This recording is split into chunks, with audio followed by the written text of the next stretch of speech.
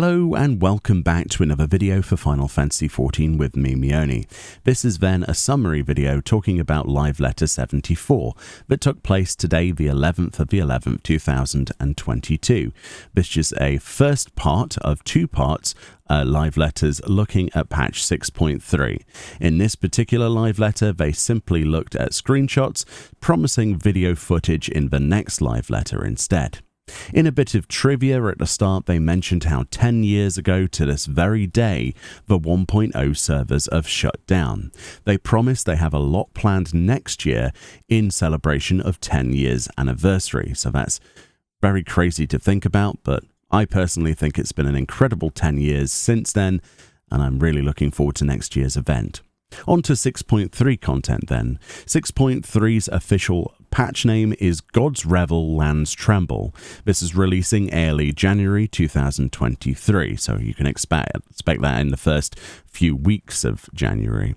Yoshi P mentioned it would be too stressful to release this at the end of the year, which is why they decided to aim for January. 6.3 screenshot time then. So this is a screenshot of the MSQ of the character Zero. And then we have a picture of Alphino and Alice over here in Garlemald. Alice dressing appropriately there with a pink coat. And then there's going to be new side quests in 6.3, more Tataru's Grand Endeavor quests.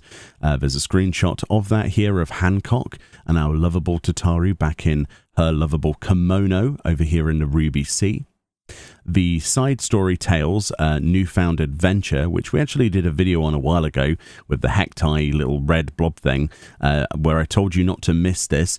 This actually continues, so as you can see from this screenshot, there is more to that. So if you haven't done that, go over to Favnir into Radzat Han, and where you last handed in the 6.2 quest, there'll be a side quest nearby. I've done a video though, so go watch that.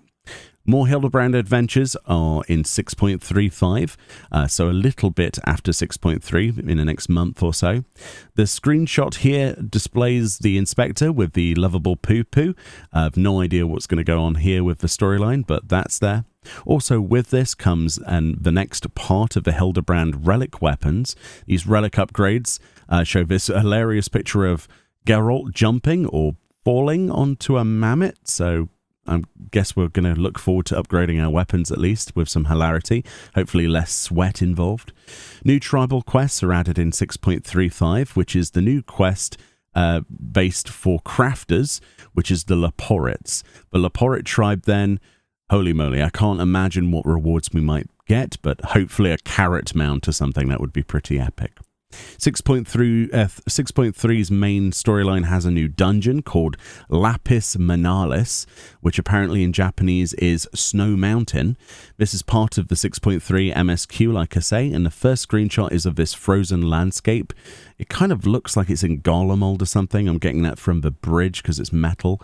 And yeah, looks pretty awesome. And an interior shot of this mountain, presumably full of frozen caves, amazing glowing sort of lakes of ceruleum or something below. Very, very cool. New trials. Well, I say trials, but it's a trial in a normal and extreme. If you recently did 6.2 storyline, you'll probably know which one is going to be next, obviously. But they haven't said it here. I cannot wait for that. They're not showing anything, but yeah, a new normal and extreme, always fun. The new Unreal will be Unreal Sophia, following in line with last time we had Unreal Sephiroth. So now we have Unreal Sophia, all that sliding around and scales. Oh boy. The new Alliance raid, Myths of the Realm 2, will be available. This is named Euthrosine, which I've probably butchered. That's the name of a goddess, a Greek goddess specifically, apparently of good cheer, joy, and mirth. We have a screenshot here of this with what looks like a portable orchestrion or something on the back of this character.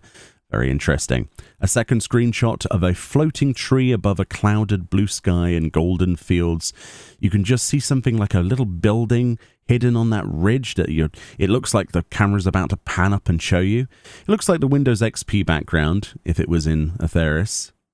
So there is a fifth ultimate. This is coming apparently 2 weeks after 6.3 drops. They're obviously not dropping any information on that. Yoshi P does say that he wants to show you in the next live letter though, so you might have in-game footage of that where they walk around. Apparently designing these is very difficult, he says, so we couldn't say too much before. Well, there we go. They weren't sure if they were going to get it. Next, we have a picture of a blue-lit room. And then another one, which is like this Allagan room, all these Allagan artifacts. Apparently this is the new deep dungeon, which is being added in patch 6.35, and it's named Eureka Orthos. Very interesting that it would be called Eureka, of all things. Players must first complete Endwalker and progress to floor 50 of the Palace of the Dead to be able to enter Orthos. Yoshi P says, and I quote, "We took a break from deep dungeons and Shadowbringers, but much more players than expected give us feedback that they missed it. So we're going back with another deep dungeon in 6.35, end quote. They spend a little time explaining here for those who don't know what a deep dungeon is. We're going to skip past this respectively, but as you can see on the slide, they have a wonderful write-up, as well as a link to their official website where you can get more information. The limits for this then, you must be level 81 or above to enter Eureka Orthos, and the usual other rules and restrictions apply like in every other deep dungeon. Duty support is coming for 6.3 for the Heavensward dungeons that are left over. This includes the Great Gooble Library, Etherochemical Research Facility, Anti-Tower, Sorkai, Zelfatol, and Belsa's Wall. So you can do all of that with your NPCs. No doubt there will also be unique dialogue with those NPCs to look forward to as well, as we saw recently with the previous support additions. Apparently the Etherochemical Research Facility is receiving the biggest changes design-wise to make it obviously a little bit more concise, but they're not changing anything drastically. Okay, more 6.3 stuff onto job changes. The only thing they mention here is Paladin's rotation is being changed a lot in PvE. Apparently, quote, "it will fully change," end quote, from Yoshi P. Yoshi P also says, "We're testing the changes currently, and I will be showing more detail about Paladin during the next letter from a producer live," end quote. So that's the only thing they mention. They mention no other job changes, but of course there will be. They'll talk about that in the next live letter. PvP changes briefly then, adjustments to various abilities, they don't mention them again. Series 3 will begin with lots of new cool rewards, that's the Battle Pass system. Season 5 of Ranked will also begin at the same time. And there's also a brand new arena for Crystalline Conflict, which looks like it's set in Kagane, like an inside market or something. Very cool. Yoshi P also mentions here that Cloud9 isn't that popular of a stage, so we're going to adjust the map rotation in a way that it will appear less. Well, there we go. Then they take a 10-minute break, and when they come back, Yoshi P shows off these jackets that apparently he can't give you. He says, and I quote, "I wish we could sell these globally. Sorry for flexing something only I can wear, haha." That's an oof from me. Okay, back to 6.3 content stuff. So in 6.35, you can start the tool enhancement quests, similar to the Sky Builder stuff. Yoshi P is quoted here to say, "I knew you had all forgotten about this. Sky Steel Hell is back," end quote. They show off the first of these in this screenshot with Grenault. I believe this is character's name. Over here in the first, he'll be involved in the quest line. Apparently as well, there's going to be a new custom delivery client in 6.3. Then randomly they show the pixies of the first with a Leafman. I don't know, is the Leafman a client? I have no idea what that is. So back to crafting and gathering changes. These are more across the board. Collectability values will be displayed for reference when gathering collectible items. There will be primary fishing locations, preferred bait, and additional conditions also added to the fish guide. There's going to be new spearfishing location and dive point added to Upper Lenosha. As you can see, this is the first area for A Realm Reborn that's going to allow diving. That means we'll be diving and spearfishing near the Wanderer's Palace, which I think is amazing. Yoshi P quotes here saying, "I don't want to praise my own team too much, but without me even saying anything, our developer team keeps wanting to introduce new stuff to old areas, and I really like that," end quote. Look at those amazing screenshots as well of underneath the Wanderer's Palace in the ocean. That's brilliant. 6.3 Island Sanctuary updates then. So there'll be new ranks for the Island Sanctuary and Visions. So those are the quests. There'll be lots of new item rewards, new materials, crops, animals, and Isleworks handicrafts to do. Yoshi P says, and I quote, "We plan to make bigger updates every 2 patches. So this is going to be a minor one," end quote. That's quite a big minor change, I think. They show a few screenshots of new animals they're adding to the collectibles. Of those where you can collect. There's a griffin here, which just looks amazing. A tiger. I'm not sure how you're going to look after that personally. A morbol creature. Apparently this isn't a minion. They had to state it's just a really small morbol. Very interesting stuff. New structures will also be added as well. They use this as a demonstration, which is a minecart track or something like that. They're mentioning that it looks like a playground. Interesting.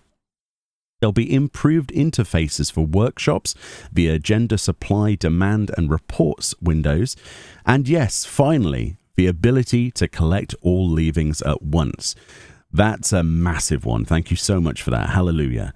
Animals under care will also now be eligible for release upon a new animal's capture, so you don't have to release one to capture one. You will also have the ability to save Orchestrion settings. Your island visitors will now hear the Innkeep's Orchestrion when they visit, and there will also be notifications when your visitors arrive on your island. So you'll be notified when somebody actually ports in, which is a very cool feature. I think you'll agree.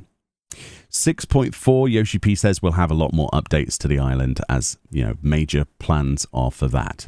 Okay, so next, treasure hunts are being changed. There's a new treasure map dungeon making its debut in 6.3, known as the Shifting Gymnasium Agonon. Very interesting naming. Portal access to this will be via the new Elpis-centric treasure maps, which are being added as well in 6.3. They will show this in the next live letter, they say. Gold Saucer gets a little update. They mention a new Leap of Faith course being added. Obviously, they don't show any pictures here of that. There's a housing update, so new wards are coming to all of the residential areas in 6.3 or 6.35. We're unsure at this point. That means there's 6 regular wards and 6 subdivisions, a total of 1,800 new plots per world. This is planned to be sale for lottery, obviously, and they'll have a lodestone post at some point in the future with more details, such as the restrictions on who can buy them. UI improvements are coming to 6.3. This includes icons for damaging type will now display in the battle log and flying text. There are 3 types of damage type: physical, magical, and unique. They have little icons that appear next to the damage. Yoshi P, and I say, quote here says, since this is getting introduced for every past attack and instance of damage as well, there might be some mistakes. He apologizes for those, and please be understanding. There we go. More UI improvements. You'll have the ability to see the remaining time for all buffs and debuffs in the party list. Yoshi P, quote, and I say, what he says here is, I don't want to be told we're using third-party tools because the feature is not in the game. So here you go, end quote. So there we go. They've added buff timers. Excellent stuff. So we're on to the MISC updates of 6.3 here. Apparently there will be a new UI theme added, much like we've got the blue one and the classic and the light theme and the dark theme. But he says, I haven't checked it yet, so I can't show it today. Well, there we go. Portraits will now display when using the duty finder. Only members' portraits will be displayed. Party member portraits will be displayed for 24-person duties. As you can see from this picture, here is what it looks like in-game in a 4-player duty. And Yoshi P says this red border doesn't show in the dungeon. However, they will allow to change where the placement of this is and toggle the feature on and off if you wish. It will not extend your playtime to do so. It's very simple. And this image is how you will actually see 8 people. So in, for example, Shiva, they're showing here as a trial, 8-man. Miscellaneous updates then, the expansion of available actions when using fashion accessories. They don't go into detail here, but I presume they're going to have lots more detail in the future. You will also now be able to cast glamours and also dye your retainer's equipment without removing it, which is pretty awesome. But the biggest one here, additionally, you can cast glamours on your own equipment directly from your retainer's inventory. Whether this is linked to your glamour dresser or not needs to be a question we ask, or a bit more refinement. But at this point, it looks like just straight from a retainer's inventory to your glamour. Yoshi P here is quoted saying, "There is one more update for your retainer's inventory management, but it is too difficult to put into text and words, so I will show you during the next letter from a producer live." I think people who have a lot of material stored will be really happy about this one, end quote. So maybe they've finally got material bag storage. That'll be interesting. You will also have the ability to filter newly added items at sundry Splendor vendors as well. Yoshi comments are asking for blue updates. He says, "We will do blue mage at some point, but please wait a bit more," end quote. So anybody who wanted more blue mage, you're going to be waiting a bit longer. Okay, finally, the announcements then. Tactics Ogre Reborn screenshot sweepstakes is underway, with details here on screen, as well as a cutoff point for that. So if you want to be involved, go do that. The new Chill Out arrangement album, Sanctuary's Heart, is out. I bought this earlier today on Amazon Music, but there are many other retailers. So obviously on screen there's a QR code that'll help you link to a page where you're going to find out where you can buy it in your region. There's some really good remixes on there, to be honest, as well. I like it. Very cool. Easy music to craft too. Some stickers are available in Japan if that's your thing. I suppose outside of Japan, if you want to use websites like Ataikuji or something like that, you'll probably be able to buy them and ship them worldwide, but who knows, you're going to have to do a bit of shopping around. They're pretty cute, I guess. And also they say additional ticket sales for the lottery for Japan residents wanting to go to the 2022 Eorzean Symphony will be available. Details are on screen there. They talk about this for quite a bit, but I'll let you just click and read those links on screen there.